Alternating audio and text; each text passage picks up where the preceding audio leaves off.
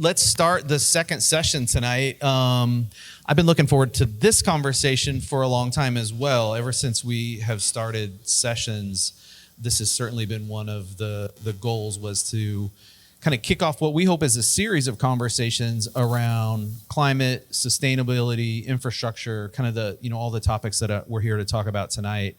And I'm honored to be joined by the panel that we have here of, I think, esteemed experts here in Kansas City on this topic. So I'm going to let you all introduce yourself, if you don't mind, rather than me kind of read bios or go through that, because I think you all also wear some multiple hats and have a lot of experience. So I'll let you guys talk about what you want to do. And Tom, we start with you and then work our way back this way. Well, thanks, Kevin. And also thank you for inviting us. I've been looking forward to this conversation as well, because there's so many points of contact and opportunities for us to work together. So this conversation is a great start. I'm Tom Jacobs. I work at Mid-America Regional Council. I'm the Director of Environmental Programs, and I worked with Ashley and Mike and many others to write a climate action plan during the pandemic. Hi, everyone. I'm Ashley Sadowski. I'm the Director of Building Energy Exchange KC, an initiative of Climate Action KC, and I'll talk a little bit about what that all means, but we're focused on building decarbonization across the region, both in Kansas and Missouri. And I'm Mike Kelly. I'm the mayor of Roland Park, Kansas. I am the chairman and one of the founders of Climate Action KC. I'm also running to be the chairman of the Johnson County Board of Commissioners. And for those of you who don't know what that is, you are not alone. It is the board of 7 that oversees Johnson County. It's the equivalent of the mayor of Johnson County. And really excited to be here tonight and about all the connections that we can potentially make here in the metro region. So thank you all very much for having me. And so I think you guys are going to start by giving us some background information on some of the work that you've done and some of the work that's ongoing here. So I don't know who. Yep. So I get the pleasure of starting the conversation. Back in 2018, a small group of local elected officials got together because we saw an abdication of leadership, both from the federal and the respective state levels, in terms of what government could be doing in terms of mitigating the impacts of climate change in the metropolitan region. In doing so, we started focusing on what local governments could do without any needed authority or funding from regional and state governments to help mitigate those impacts, but also then take advantage of the corresponding benefits of a healthier, more economically prosperous, more equitable community within the metropolitan region, within each of our municipalities. We started realizing very early on that while there's a lot that municipalities could do on their own front, there was so much more and catalytic impact if we could work together, because the air that we breathe and the water that we drink doesn't stop at our preordained jurisdictional boundaries.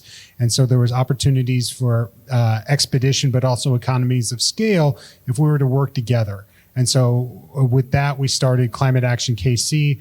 We're now an organization of more than 100 local elected officials, but also business partners, nonprofit partners, working to emphasize and implement strategies and solutions that help bring down our emissions level here in the metropolitan region, but also maximize those corresponding co-benefits.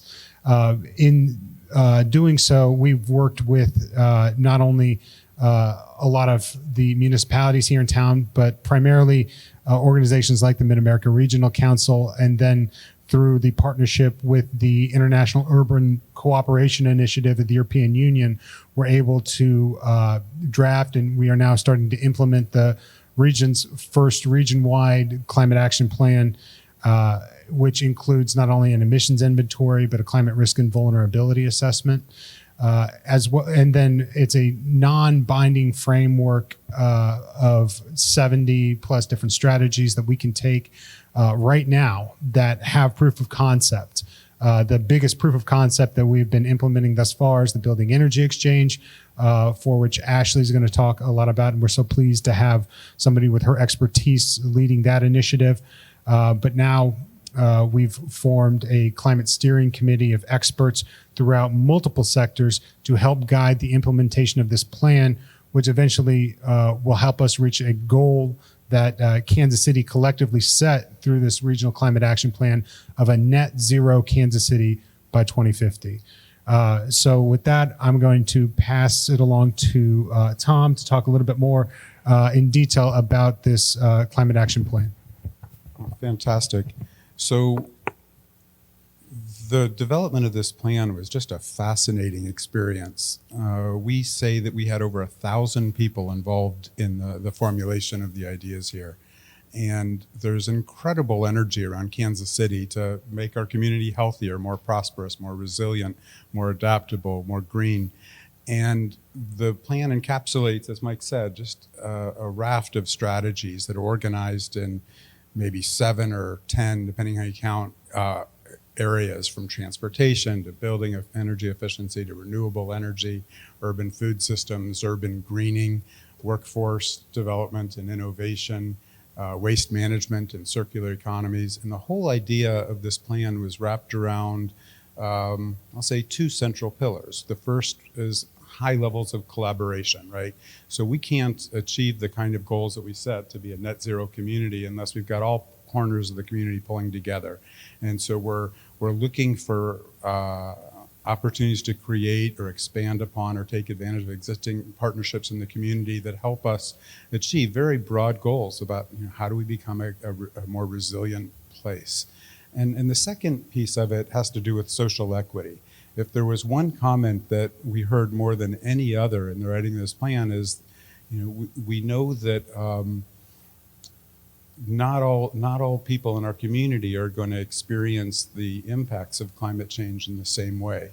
And so it's incumbent upon us to be as proactive as we can to mitigate those sorts of risks for the most marginal or most vulnerable amongst us. And so the plan has lots of ideas about how we do that.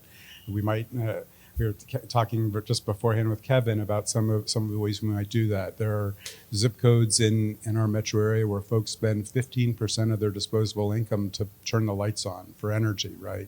Which is a situation where you're choosing between medicine and food and energy. And we know that if we make homes more energy efficient, we can make our homes more comfortable, more healthy, and more economic to live in, right? And there's so many the equity dimensions of all of the strategies that we outlined, whether it's dealing with urban heat islands, or if it's creating access to fresh, nutritious food, or if it's improving the region's public transportation system to improve job access, or if it's to protect air quality, or on and on.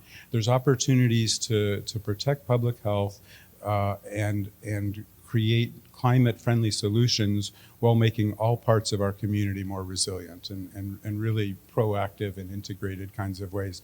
This chart on the left was intended to reflect kind of the interconnectivity of all the issues at hand. And there's all kinds of different stories we could tell here.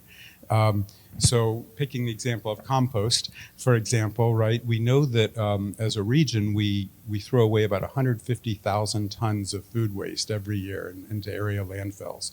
So it's an egregious waste, especially when the food insecurity in our region is so obvious and pronounced. So there's all kinds of ways that we can reduce that. Some of that, the excess food, we can capture and rescue and eat, right, through more efficient and organized systems of managing those things. But for those things that we can't, maybe we can use it as an input to an industrial process or to feed animals. But a large portion of what might be left could be composted. So when you compost, you're probably creating 10 times as many jobs as you create compared to throwing something away in the landfill. But then at the end, you've got something that's going to turn our soil into a sponge and make our urban agriculture more productive, and our urban orchards, will have more apples and pears and raspberries to eat. And at the same time, we're going to have reduced flood risks and better water quality. And through that, we're going to be cooling our cities because all of our plants will evapotranspire, and so our environment will be more hospitable. And all these things weave together. When you think about urban greening and waste management and food security, they're all intertwined in curious and complicated kinds of ways. And so our ambition is to find those sorts of elegant strategies that solve multiple problems at the same time in service of reducing greenhouse gases, becoming more adaptable to the risks we face from climate change, addressing issues of social equity and public health all at once. And we believe that we can do this. The stuff that Ashley's going to talk about in a minute, it's just infused with that kind of ethic, and it's just beautiful. And so our goal here is, as the conversation moves forward, is to discover, what are the kinds of innovations that we might be able to employ in order to amp this whole thing up. It's probably fair to say that all of the solutions in our climate plan aren't new. They look like most any climate plan you'd see in any part of the world, right? Everybody wants more solar or more wind or more energy efficiency. So what's new? We're trying to just connect the dots and scale everything up as fast as we can, and to do that together in hyper collaborative kinds of ways. So with that, I'll stop, and Ashley, your turn. So that Tom mentioned was that we did a greenhouse gas inventory as part of this planning exercise. It showed us where all of the sources of our greenhouse gas emissions were across the region. 63% of our greenhouse gas emissions came from buildings alone. So this is not something that is probably top of mind to most people. When they think about pollution, you think about smokestacks and all the other kinds of sources. You think about moving to electric vehicles, but buildings are actually, for most urban areas, 60 to 70% of your greenhouse gas emissions. So that really set the tone when you look at what came out of that from the plan to start an organization like the Building Energy Exchange and really try to support the real estate sector as we try to move into a transition to net zero buildings. So this is a handy graph that was created by the Urban Land Institute. It's what they use when real estate investors come to them and say, we'd like to decarbonize our portfolio. We'd like to move to net zero. You can see it may oversimplify it a little bit, but it has a nice linear pattern here, which shows that how do you get to net zero with buildings? And you can see there, the first step is energy efficiency. So a lot of, as you see in the media, a lot of conversations around solar, around wind, getting off the grid, all these things. But I think it's important to note that energy efficiency is the crucial first step of everything. It frankly makes everything else more financially feasible. It's also the key climate resiliency factor. So if you have a nice tight building, you wrap it with a nice warm coat of insulation, you seal all of your air penetrations when the power does go out or you have a cold snap. That's when you're going to feel that. You're going to notice, oh yeah, I'm tight and snug in my house versus not. So that's an important element. So you'll notice with the Building Energy Exchange, we talk a lot about energy efficiency. It's not the sexiest of all the terminology when we talk about climate, but it is certainly incredibly important. So we take a public-private approach to everything that we do. We try to bring together all of the private sector, including building owners, tenants, and who's in that ecosystem that helps buildings become implemented through architects, engineers, contractors, real estate professionals. And then we pair that with a coalition, a broad coalition of public sector stakeholders, which includes regional bodies such as what we talked about here with the Mid-America Regional Council and Climate Action KC, as well as city governments, civic leaders, nonprofits. So it's a big group of folks that we have to bring together to really make this happen. We believe that's really how change happens, is by bringing together a diverse group of people. Here's a few of the folks that are our current collaborators, including to come together, and really each one of these represents an individual skill set that they bring to affecting climate, whether it be through innovation, such as Keystone and research and development, or through their individual skill sets in solar or in even green infrastructure and other pieces that wrap around buildings. As well as all of the other quasi-governmental and governmental agencies that affect policy. So we believe that it's not something we can do on our own. It's really about bringing all these coalitions together to affect change. So we also were really fortunate when we were first founded. little over a year since we first began as an initiative of Climate Action KC. We had a number of national mentors and partners that were at the table when we began and when I started my role as the director. This includes the Building Energy Exchange in New York, which has been around for over a decade, has done a number of events, programs, workshops, number of technical resources, a lot of institutional knowledge there on how we move forward.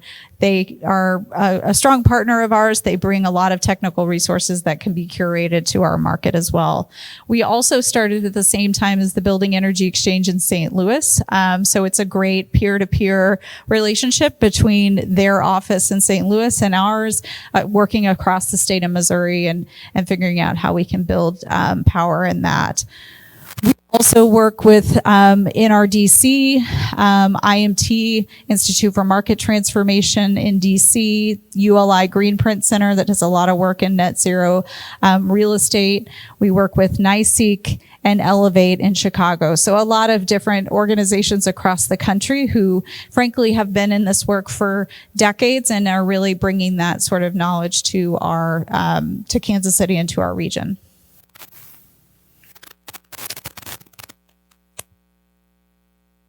I'll just touch on a couple things.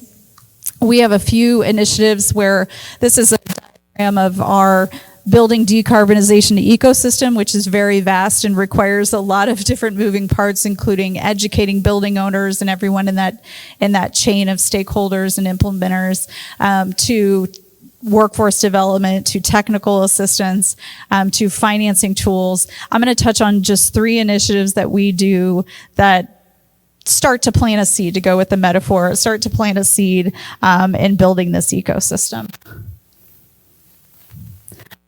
If you go on our website, we have www.bxkc.org. Under our resources tab, we have a number of technical primers. So every time I say we're moving to net zero and you're wondering, I have no idea what that really means, I recommend you go on the website. You can see the whole encyclopedia of ways that you can affect your building and bring it to net zero. Everything from replacing windows to roof insulation to lighting to solar to a myriad of mechanical solutions. So that gives you a sense of what we mean by net zero and gives you a sense of what it cost benefit of each of those interventions on your existing buildings. The second is workforce development. And in this case, and I think this directly relates to a lot of the work that Keystone is doing, we have a program called Rising Trades Contractor Accelerator. We worked with Kauffman Foundation and a number of other local partners you can see up there to develop an entrepreneurship approach to workforce development. So we support MBE contractors to grow their business in the clean energy industry. We do that through 40 hours of back office support. We also provide one-on-one coaching. It's an 8-month cohort that they participate in.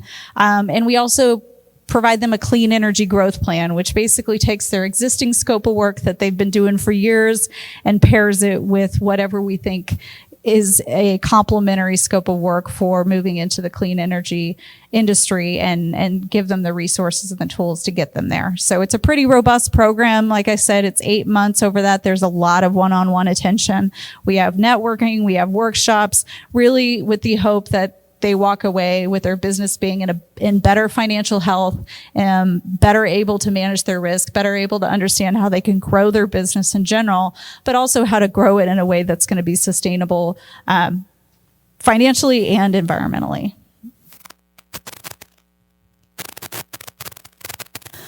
And then lastly, I'll just touch on, we are in the process of developing what's called an energy efficiency investment fund. The concept of this is simple, which is to pool private, public, and philanthropic capital to create lending products to catalyze affordable housing and to Tom's point earlier, healthy, energy efficient housing that doesn't require you to pay a significant portion of your income towards utilities, and actually can create a much healthier living environment than most Kansasians live in today. one of the ways that we push this idea forward, this is something that's not a new concept. It's essentially a green bank, but really catered towards energy efficiency and catered towards multifamily housing as a key market sector for this. We worked with the Urban Land Institute to develop a technical assistance panel, which was essentially a 2.5-day charrette where we got a dozen experts in the room. 6 were local to Kansas City who really understood the market here, understood some of the equity considerations we were trying to make with affordability and healthy housing. And we paired them with 6 national experts who, in their own regard, had created green banks in Connecticut, New York, DC, really had a ton of institutional knowledge on how you would go about creating this sort of investment fund, and asked them to draw up a roadmap. So they did, and they actually did it in a very impressive way over the course of 2.5 days, really robust.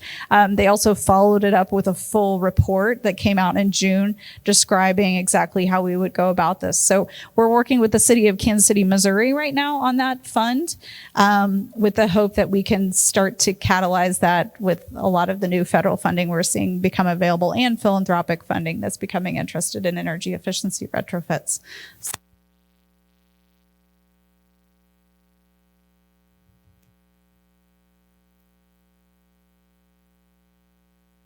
Some of the news that we're seeing, as some of you all know, maybe some of you don't know, in the city of Kansas City, Missouri is in the process of trying to adopt the latest 2021 energy code that is looking to be before council before the end of the month. And as you may know, there is also a lot of conversation at the federal level around energy efficiency and climate. Obviously, the last couple of weeks have been a little crazy in terms of the Inflation Reduction Act. That's really a game changer for our conversations around climate. You can see here there's a number of pieces in not just the American Rescue Plan, which a lot of people associate with COVID relief, but really had a lot of flexibility in terms of supporting any number of economic development endeavors, including building retrofits. The second is the infrastructure bill, which again, oftentimes gets a lot of attention as it relates to roads and bridges and digital infrastructure, clean energy, et cetera. It actually had a lot of funding for code implementation, scaling the workforce, energy efficiency conservation block grants. So there's some pieces in there that really are targeted at a lot of the things we're talking about here for building decarbonization. And like I said, real game changer when we talk about the Inflation Reduction Act. There's a number of pieces in there. You can see them all kind of listed on there, but I will point out at the bottom, $27 billion for the start of what would be the nation's first green bank, which would potentially provide significant funding to our region and to the energy efficiency fund that I spoke about. So a lot of moving parts, a lot of things that are happening very quickly, but buildings are very much the center of a lot of conversations around climate. So yeah, I would love to talk more about it. Thanks, Ashley. Thanks, Tom and Mike, too, for kind of the intros to the pieces of this thing. I'm struck by something. I think, I'll just put on the average citizen hat for just a second and say, when we talk about climate, when we talk about those things that are garnering the most news and kind of the mass media kind of sense, it's things like electric vehicles and solar and, these big market kind of opportunities. Mike, you referenced 70 strategies. I think I heard that was the number that I heard in there. And Tom, you referenced the conversation we were having earlier on this, and I'll use the word, this complex ecosystem of opportunities. And so I guess my question is, when you look at the 70 strategies, or you think about the complexity, and it's not one solution, it's not 10 solutions, it's a whole ecosystem of opportunities we have to really manage this number and make these improvements and move this issue forward. How are these things being, who is identifying the operator or the executor for these 70 strategies regionally, I guess, is a simple way to ask the question? Or is that just something that we're hoping by laying out the plan that people do it? And Yeah, Tom, what's the first strategy in the plan? we asked the question when we finished the plan. So where do we start? And there's all this stuff. What's most important? And we came up with three things. The first was plant a tree, right? If I plant a tree next to my house, I can shave energy use by 20% once that tree grows big. And it'll shave energy costs in a commercial building or an apartment building just the same. So we can plant a lot of trees. This is low tech. This isn't electric cars, and it's not a sophisticated building management system. It's planting a tree. And in some ways, the trees are a metaphor for the natural environment, right? So we can also plant natural grasses and native landscapes. We can restore rivers and wetlands and prairies, all things that are good for climate, they're good for the environment, they're good for clean air, for clean water. But just plant a tree. So that's a simple thing. It's the low-hanging fruit of climate adaptation, and it helps on the mitigation side because we're putting carbon in the ground and in the biomass of the tree. The second thing was energy efficiency, right? And so who does that, right? All of us who own or manage buildings, right? And we all do in one way or another, whether it's our home, our office, our church, or whatever. And there's opportunities everywhere to make all of our buildings more efficient. And most of our building stock is inefficient, right? And there's lots of things that Ashley can detail for us in huge amount of detail that some are simple and some are really complicated that will save energy and reduce emissions. So efficiency was number two. And the third one was kind of this big bucket of transportation related improvements. So we're leaning heavily in our long range transportation plan about electrifying the fleet of cars. But really it's how do we make our communities more walkable and bikeable and connected by public transportation while ensuring that the vehicles that we're all driving are more efficient and non-polluting. And so those are the top three in my mind, right? It's trees, efficiency, and walkable, bikeable communities.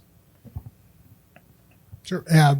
When you look at the plan itself, one of the things we wanted to do is also create a mechanism by which we can help prioritize.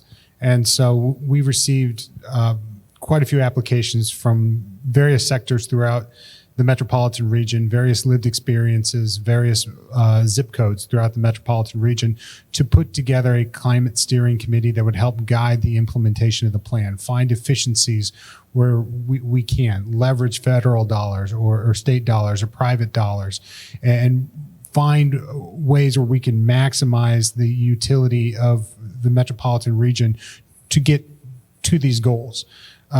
One of the things that separates Climate Action KC from various groups throughout the nation is that we have a huge number of policymakers at the table. So not only do you have advocates, not only do you have professionals, not only do you have subject matter experts, we have policymakers that can help not only with the incentivization of different actions, but also policy level solutions and really innovative policies that can be implemented through various municipalities across the region to help us show proof of concept for local government and then broaden that to other levels of government throughout the metropolitan region. And one of the things that we quickly noticed is that climate can't be siloed off into one particular person in a local government. It has to be a lens through which we look at all of the actions that we take because the Venn diagram overlaps so much. And we talked about an elegant solution solves multiple problems at once. So there's serendipity in recognizing that if you plant a tree, it's going to help with not only your energy bills, but the urban heat island, et cetera, et cetera, et cetera. So it can't just be, well, we have one person focused on climate and then they bring a presentation forward sometimes and we'll focus on climate in a silo. It's got to be, and luckily within the plan and how we see it being implemented throughout various cities in the region, it's a lens through which we look at our transportation plan and a lens by which we look through our building codes. But also how we choose to spend discretionary income or what kind of building we want to see for our school or community center. So that's been the most fun part to me. And just as a policy wonk, seeing how we can utilize creativity and innovation just in terms of how we utilize taxpayer resources. I was, so I've had the privilege of kind of sitting on the edge of this conversation for a couple of years now, whether it's through the work with ULI, whether it's through, kind of participating with Climate Action KC, as an innovation partner and some of those types of things. And I was struck early on in the conversation by something that was said to me was, this isn't a political issue, with all due respect to my politician here on stage. But it was brought to me by a local Kansas City. It was actually a U.S. engineering conversation with Tim Moormeyer and Tyler Knopberg over there that said, look, this is certainly there is a ecological and a climate, a green part of this that is, I think, kind of claimed by, we'll call it one side of the political spectrum, but there's also a financial aspect to this, like a massive financial aspect to this of building ownership, and how building ownership and building the economy of building can be improved through a lot of the things, Ashley, that I think you're working on from an organizational perspective. So I was struck by that, like how you depoliticize this issue and like further those conversations of this is kind of good for everybody. Like there's a multitude of solutions that everybody can touch, but this is also like not just one side versus the other side from how we go about doing this. Ashley, how do you approach that from a building energy exchange perspective? Yeah, I think that's so many people have opinions on whether they should upgrade their buildings. I worked as an architect for a number of years, and a lot of times there's a knee-jerk reaction to say, oh, that's too expensive, I can't do that. And so you had to kind of overcome that, because that's oftentimes been the status quo.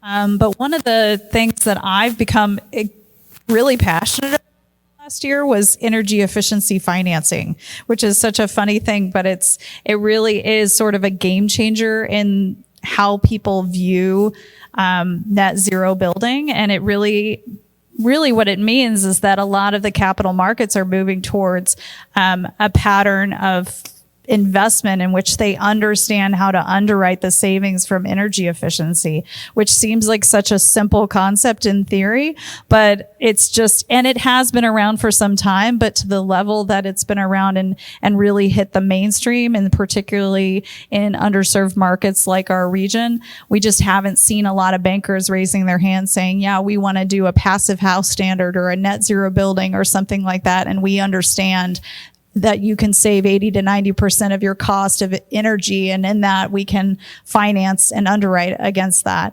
So that has been a real game changer. The other piece is something called ESG. Is anybody here familiar with the term ESG? Is that something?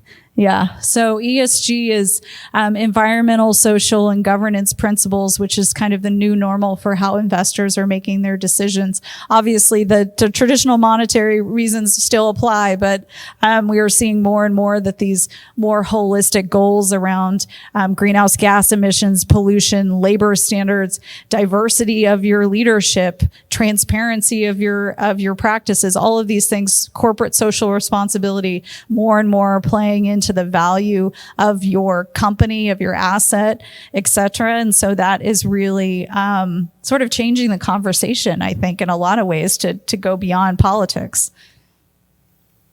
I was just going to give another example about cost savings.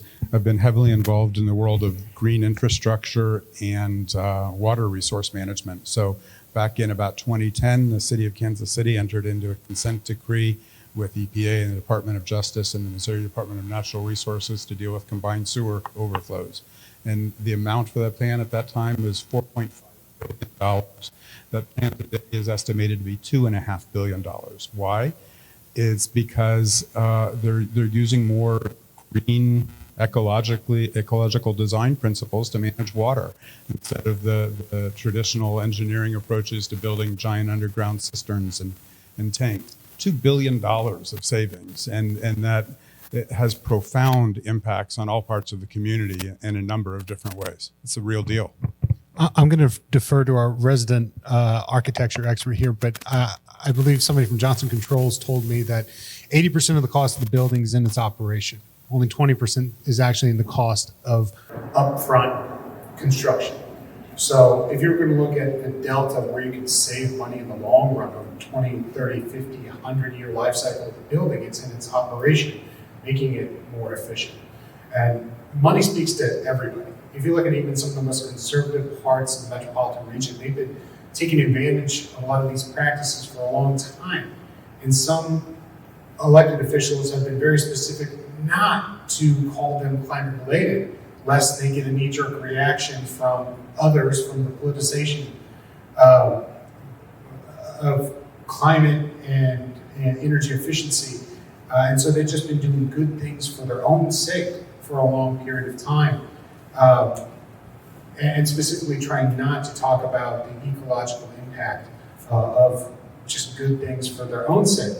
But I think most people, especially at a fiscal and policy level, recognize now when companies like Moody's are buying controlling stakes in climate analytic firms, that our bond ratings are going to be directly impacted to how quickly our cities and our infrastructure is going to be able to adapt to the effects of a changing climate. You look at a study that came out from, or just the statistics that came out from NOAA this year. In the last 3 years, there's been 50 different disasters, climate-related disasters that have taken place across the United States. 30 of them within the last year, to the cost of $120 billion. So it's not a matter of if, but when something like that's going to come to the metropolitan region. So the quicker that we become more prepared and adaptive to those impacts, and the quicker our economy and our community is going to be able to bounce back, the better we're going to be from a fiscal standpoint in terms of being able just to borrow money and keep on AAA bond ratings. I want to, this conversation tonight is intended to kind of set the stage for hopefully a future set of conversations around specific opportunities around innovation, specific opportunities for entrepreneurs, and so on. I'm struck, Blake Miller, who was the session right before this, the CEO of Homebase, creating smart buildings. It seems like there's such an opportunity if you were to actually look at the plan and say, we're already doing things that might attribute to the plan. What kind of incentives are there? Mike, you use the word prioritization, but it seems like, look, if somebody's going to go tackle one of, all 70, but it's different people, we would want to incentivize the private sector to go solve these problems. So you've got a startup like Homebase that's doing smart buildings. How do they get involved, or how do they get, are they incentivized to be a part of what Climate Action KC is doing? You've got other startups like KC Can Compost, who is, in our social venture studio here, that is, Tom, you talked about landfill, composting, but people don't understand, diverting those things from the landfill actually prevent the creation of the methane that comes out of those things, which is like a double, you can create the benefit on the composting side, but you also do the diversion of the methane kind of opportunity. So it seems like the startup community has an opportunity. What are we doing in the plan, or are there opportunities to incent the private sector to look into it a little bit more? And is this kind of the policy piece that you were talking about? Yeah, that's one of the fun things is that there's over 100 different municipalities in the metropolitan region. There's 9 counties. And so there's lots of opportunities to be laboratories in innovation and democracy. If you look at Prairie Village, they did a pilot project for curbside composting. Roland Park did a pilot project to bring back glass recycling. We also did the region's first ordinance for solar readiness on new construction. So there's opportunities within the plan to partner with local government. Ashley talks a lot correctly about public-private partnerships. There's opportunities to show proof of concept, to find opportunities to scale these different solutions with entrepreneurs in communities of varying sizes. Roland Park is 7,000 people. Kansas City, Missouri is 500,000. And there's everything in between. Working with municipalities as partners gives us a unique opportunity for proof of concept in these new strategies, whatever they may be within the plan. And I really like the adage of grow where you're planted, work where you're passionate. We might try to prioritize and throw some weight behind various strategies, whether it be green infrastructure or riparian restoration with the Climate Steering Committee. But that in no means means that we are exclusively focusing on those strategies. There's an opportunity for all of these strategies to be tested and implemented and grown within the metro region. And that's what's so fun about this plan. I think the other thing that's interesting and a place for government to play a key role is, we're in a transitional economy. So where government can be effective is they can provide not just the sticks, but the carrots, which are the incentives to move the market to where we want it to be. We've seen that with wind and solar in particular. And I think what we'd like to say is there's obviously more work to be done to continue to draw down our emissions beyond just those larger offsite solutions. And I think that's where we can see some opportunity for startups to play a role. I think one of the key things that has been interesting to me is to watch how the Department of Energy has come out with a lot of funding sources that are centered around research and development and new technologies and really trying to tackle these hairy problems, because the fact is we can't even write up all the solutions on the wall and understand how we're going to get to them, down to the nth degree. There's some things that are still unknown that people are still tackling. How are we going to get down to zero what are we going to do? So I think that's the space where innovation comes into play. There's also, in particular to the work that I do, there's kind of two categories to getting to net zero. One is new construction.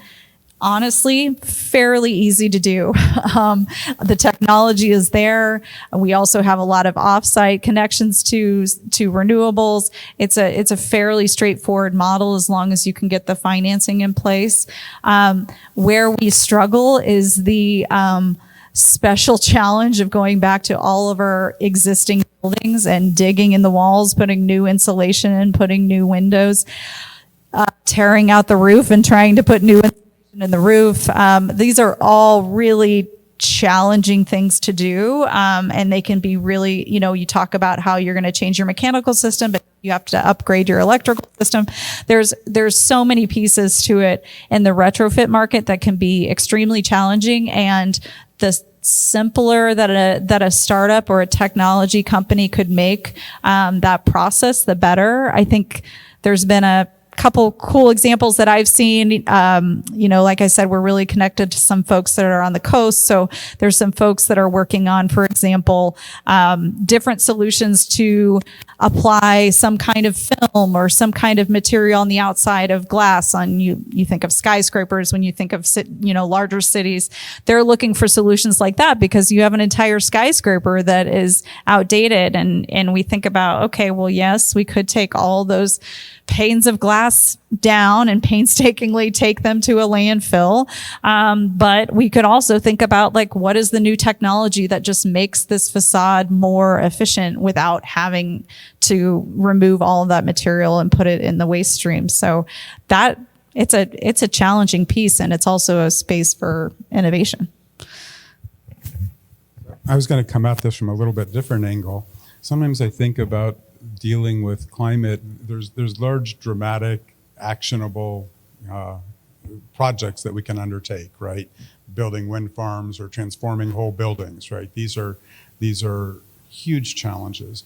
But when your initial question was, well, where does the private sector fit in? And I thought back, well, we're 3 or almost 4 decades into the sustainability movement, right? And people have been chewing on this in so many different ways, thinking about supply chains, thinking about waste management, thinking about energy use or design or infrastructure design practices. There's opportunities in each of these areas to introduce sometimes subtle shifts that have big savings, and they can ripple throughout an economy, throughout a supply chain, throughout a community, in ways that maybe they're not huge things, but you can generate less waste. You can have a more efficient production system. You can use fewer hazardous materials. You can create cradle to cradle design systems, and so get away from a single use kind of generation practice. And and in each one of these spheres, there's opportunities to just green things up and create a financial benefit and create a climate victory. I think people oftentimes think of innovation as having to be disruptive innovation, like having to be, the new invention, the new, thing. I think of actually, when you're talking about the coatings on the buildings, I've actually seen someone talking about like taking that coating and not just making it about energy efficiency, but how do you retrofit those into solar panel? Like, using like a thin layer definitely. technology to actually create the impact of a solar panel. Create energy. Yeah. To create energy from those things. But we also forget that these incremental innovation is probably what's moved us forward as a society more so than disruptive innovation. I mean, the big ones that we know about, when we think about the evolution of a car, that's all incremental innovation from where they started to where they are today. There's been very little like disruptive innovation in that space. Even electrification is not, as much a disruptive innovation in the car space. I mean, trees and bicycles. Right. Boring innovation. Yeah. Retro innovation, we'll call it. So Lo-fi innovation. That's the brand. That's it. Ashley, you've touched on a few of these things. I want to, so kind of as my last question, because we're kind of at time. And again, I thank all of you for helping us kind of kick this off. And I do want to have you back to talk about some of these other things. But I kind of want to ask y'all, I just said y'all. I kind of want to ask y'all a question. Mike, you lose the election, right? What's, you're going to go, but you see an opportunity, you're going to go start a company. Or Tom, somebody drops a seed fund on you and says, hey, you can go start a company to do one of these amazing things that you see in the plan. Where do you think there's an opportunity for entrepreneurs that might not be recognized right now to do something, to start a new business, to start something that you see a gap kind of that's not being filled in these 70 strategies or in some of this work that you've been seeing over the years? So I'll kind of ask each of you, what's the company you're going to go start, or as an entrepreneur? I got one. So one thing that's a real challenge for us is energy auditing. So if you're not familiar with that term, it basically means going around a building and saying, okay, looks like you got this going on with your roof, this going on with your windows. You get a sense, you do, depending on how deep you go into it, you start looking at the utility bills. You really come up with a firm understanding and due diligence of the energy usage of that building, and you make recommendations of what you think you should do to improve it. That's all great. We do not have enough energy auditors. We don't have enough energy auditors on the residential scale, and we definitely don't have them on the commercial scale. One of the things that we've even talked about is this idea of, we have somebody in Chicago that's certified. Can we put some Google glasses on them and have them walk around? And people are doing that because there's such a low availability of labor to do that work that people were thinking differently about how can you go about this and do it virtually. That would be the business I would start, because there's such a need that's coming, and we have so little people, manpower that are trained for that. Seems like you could even create robots to do that, right? To like crawl around a house, it's dirty work. It's work that, you're crawling around the attic and stuff. There are elements of it that I think could be more efficient, for sure. Interesting. Yeah. And there's some good money within the IRA, and I guess as an Irishman, I shouldn't say IRA, but within the Inflation Reduction Act for home energy audits and for doing that work. And so very lucrative opportunity, I think. Yeah, I think the great thing about this IRA plan is that there's a ton of money. The bad thing is we're all wondering who's going to do all this. So that if you can create a system or even a process for which you can expedite any of these sort of menial tasks of implementing building retrofits or any number of things, green infrastructure, it's worth its weight in gold, because everyone's kind of looking around saying, we came up with the plan, but like, how the heck do we really get into all of these really resource intensive activities? So, yeah. I think I'm going to go into urban forestry. And I say that because there's so many trees that are going to be planted in the next decade and nobody to take care of them. And that has a huge impact on so many different sectors. So to have the manpower and the expertise to be able to not only maintain just the orchards of trees that are coming to the metropolitan region, but also throughout the United States. There needs to be a new pipeline of people that can do that. But then also, what do you do with all the organic material once you maintain all of those trees? It sounds weird, but biochar is something that I have learned a lot about in the last few years, and it is awesome what people are able to do with the material after you're done trimming trees or going through agricultural processes. And depending on how you treat those, it can go from the best fertilizer you're ever going to find to a material that is stronger than concrete that you can use in the building process. And so I think that there's so many avenues that you can go through from helping maintain the urban forest. That's where I'd put my money. If we want to restore native landscapes, which it's, you think about it, an average front yard, right? We spend money watering it, and we spend money mowing it and putting chemicals down on it, and half of it just washes out into our creeks and creates a hypoxic zone in the Gulf of Mexico. It's this ludicrous sort of process. So the answer is reclaiming natural landscapes with native plants. And if you want to do that, you can't really get them. If you were to restore large landscapes with native plants, there's not enough plants. There's not enough people who produce them. There's not enough people who know what they are and know how to design these landscapes and take care of them. And I just think there's a world of business opportunity in that, whether you're thinking at the scale of a front lawn or you're thinking about the scale of an entire watershed. Well, I again appreciate the overview of the work that's happening here in the region, the work that all of you have put into, moving the region forward in this very important kind of area. So thank you for that. Thank you also for giving us some ideas to go start companies. Craig, we got our list now, so we know what we're going to go do. We won't be here next week. We're going to be working on our new companies. So I appreciate that, and I look forward to having you all back to talk about this at some other time. Thank you. Thank you.